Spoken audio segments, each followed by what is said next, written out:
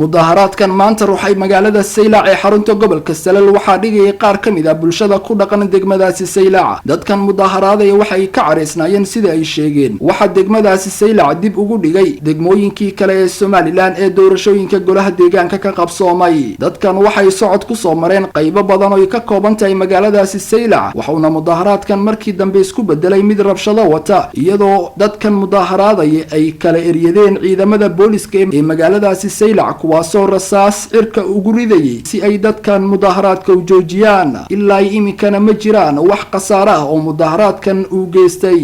Suldaan Saleebaan Cali waxa uu ka mid yahay salaadiinta waaweyn ee goboladan Awdal iyo Salal, waxa uu maanta ku sugnaa magaalada Saylac ee xarunta gobolka Salal. waxa uu magaalada Saylac kula hadlay dibadbaxayaasha isagoo ugu baaqay inay si nabadgelyo cabashadooda u gudbiyaan isla markaana ay joojiyaan mudaharaadkaasi.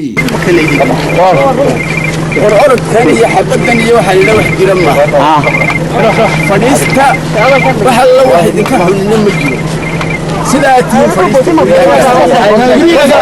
mudaharaadkan rabshadaha wata ee maanta ka dhacay magaalada Saylac ee xarunta gobolka Salal waxa uu ku soo beegmayaa xilli magaaladaasi ay ku sugan yihiin wasiiro iyo madax kale oo ka tirsan xukuumadda Somaliland kuwaasoo magaalada Saylac u tagay soo afjaridda khilaafkii ka dhashay doorashadii golaha deegaanka ee dhawaan ka dhacday degmadaasi Saylac ee xarunta gobolka Salal. Cabdi Fataax Axmed, Hadwanaag News, magaalada Boorama.